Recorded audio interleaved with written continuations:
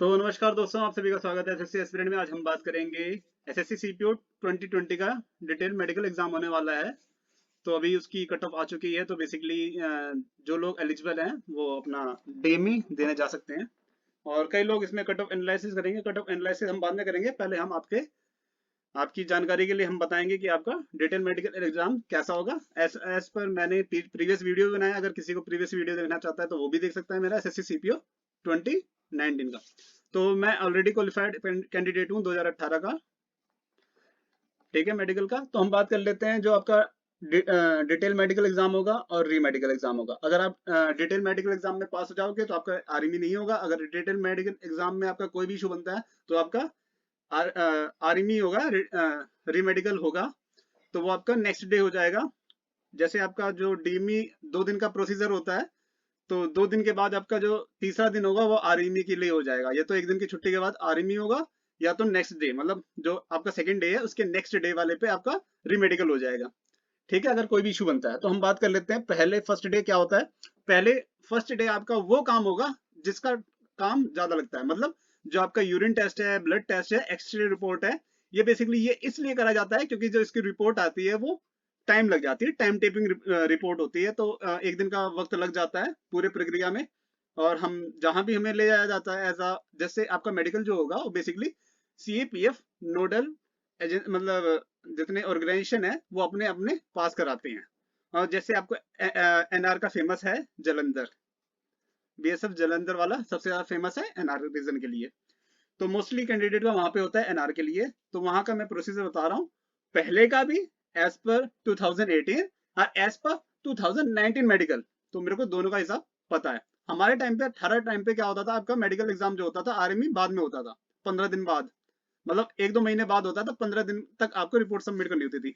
अब जो 2019 में मेडिकल हुआ है तो उसके अकॉर्डिंग आपका रीमेडिकल नेक्स्ट डे हो जाएगा, मतलब थर्ड डे पे।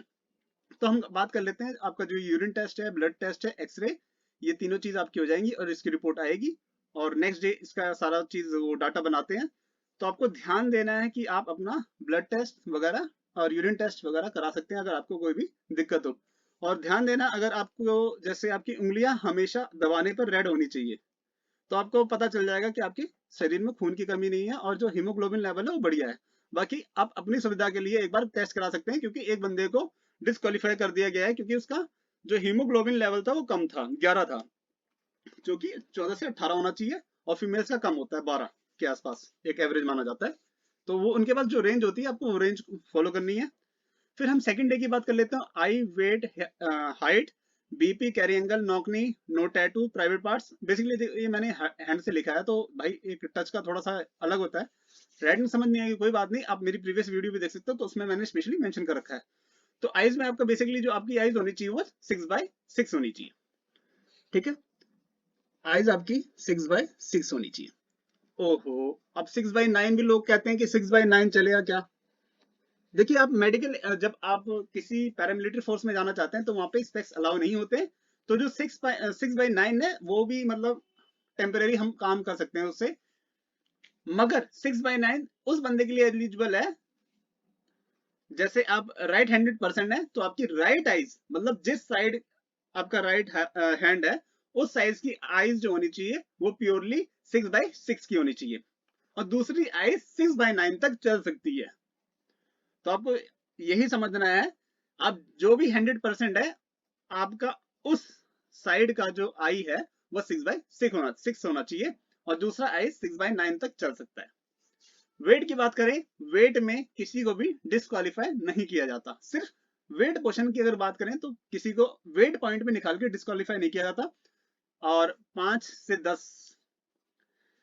10 के रेंज में आपका फ्लैक्चुएट होता है तो कोई दिक्कत नहीं है। जैसे आपका एक रेंज है भाई 65 से 75, तो +5 -5 चलेगा। ठीक है, उसमें इशू नहीं होना चाहिए। Height as per your category appropriate होनी चाहिए। अगर इसमें भी पॉइंट का इशू आता है तो भाई वो एक उनका जो मेजरमेंट का तरीका है आप उसको क्लेम वहां पे कर सकते हो। अगर आपको लगता है कि मेरा जो हाइट है तो फिर वो कोर्ट केस का मैटर बनता है। तो उसके लिए भाई मेरे को इतनी जानकारी नहीं है कि कोर्ट केस कैसे होता है, मगर कोर्ट केस किया करते हैं लोग। अगर आपको कोई भी इशू होता है आपको किसी चीज में भी, जैसे मैंने एक बंदे को कैरिंग एंगल में 18 डिग्री पे निकाल दिया, तो मैंने उसे कहा कि भाई तू कोर्ट केस कर ले, क्योंकि भाई कैरिंग एंगल का जो इशू है वो 20 डिग्री तक लिया जाता है। अगर उस डॉक्टर ने 18 डिग्री पर उसको डिस्क्वालीफाई कर दिया तो वो डॉक्टर की नौकरी पूरी जा सकती है, या तो उस पर कार्रवाई हो जाएगी, वो सस्पेंड हो जाएगा। क्योंकि जो एप्रोप्रिएट डाटा है वो 20 डिग्री के अंदर होना चाहिए आपका कैरिंग एंगल। अब वो नापते कैसे, वो भी आप मेरी वीडियो के अंदर देख सकते हैं। प्रीवियस वीडियो मैंने ये बना रखी है कैरिंग एंगल से रिलेटेड, तो आपको उससे भी दिक्कत नहीं होगी। बीपी दोस्तों, बीपी के लिए आप थोड़ा सा रिलैक्स हो जाना जब भी आपका हो, और आपका अगर बीपी ज्यादा भी आता है कोई दिक्कत नहीं, आपका 2-3 बार चेक कर लेंगे, वो फाइनल जब तक उनको लगता है तो वो चेक कर लेते हैं।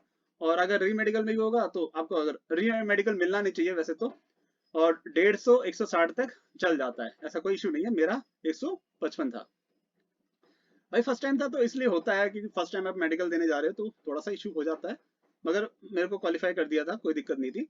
फिर नॉकनी, देखिए कैरिंग एंगल आपका बेसिकली हैंड शोल्डर में होता है, और नॉकनी आपका बेसिकली जो आपका लेग्स है उसमें चेक किया जाता है, बीच में गैप, ठीक है।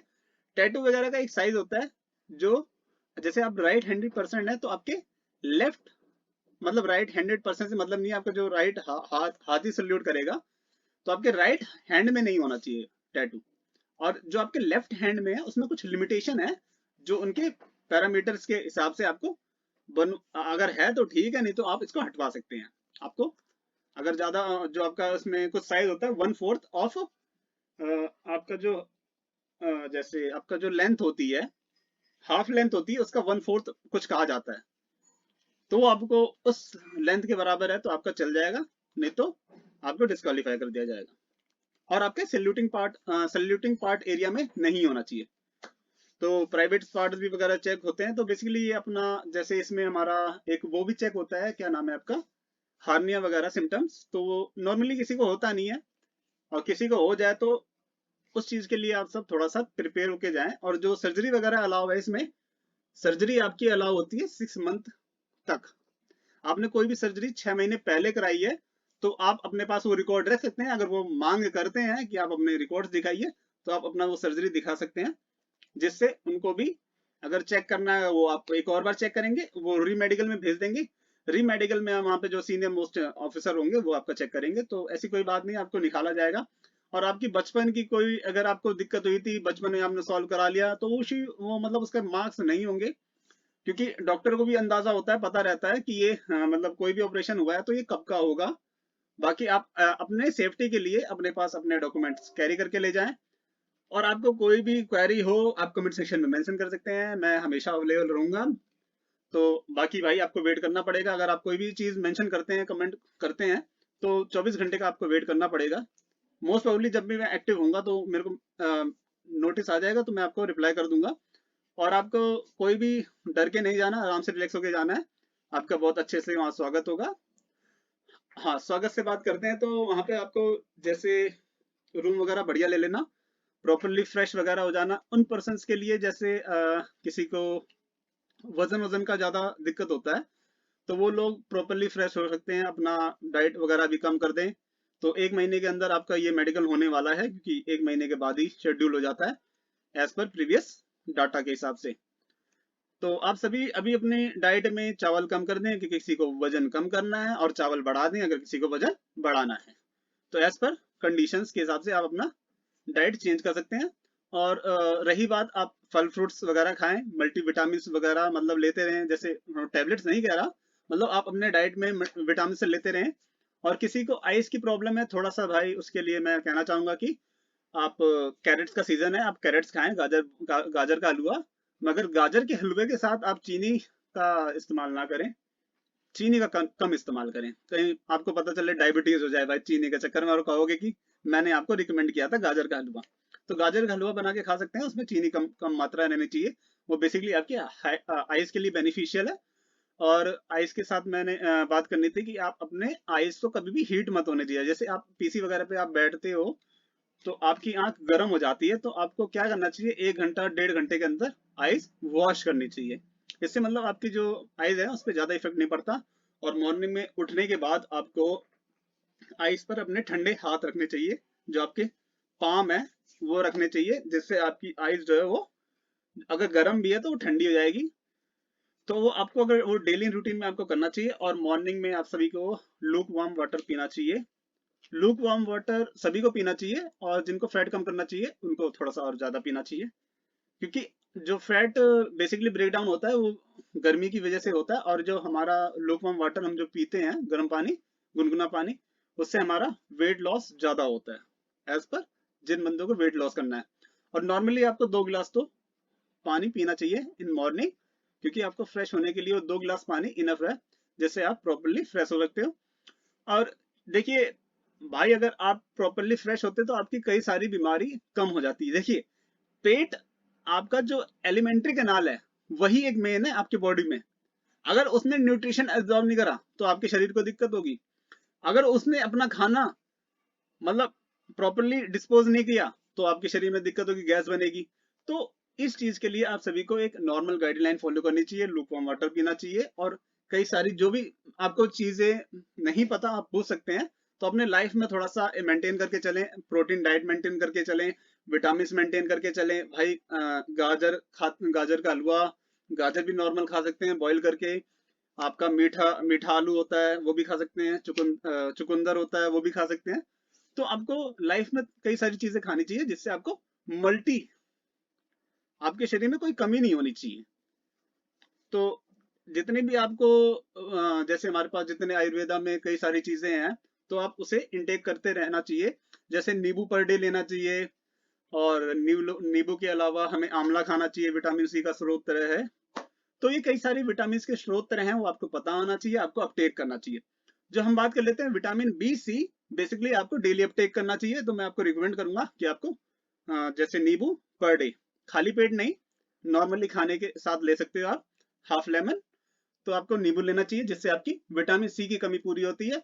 और विटामिन बी के लिए जितने भी अलग अलग तरीके हैं वो आपको फॉलो करने चाहिए।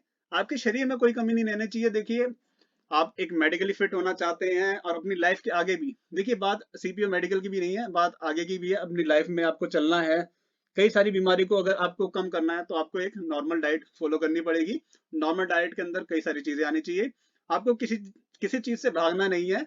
लाइफ में जितने मतलब जो रिकमेंडेशन होनी चाहिए वो खानी चाहिए। जैसे कोई कहता है करेला नहीं खाना चाहता, ये सारी चीजें नहीं होनी थी। थोड़ा थोड़ा अपटेक तो हमें हर चीज का करना चाहिए। ठीक है। धन्यवाद दोस्तों। अगर आपको कोई भी डाउट हो आप कमेंट सेक्शन में मेंशन कर सकते हैं, और वीडियो के साथ बने रहें।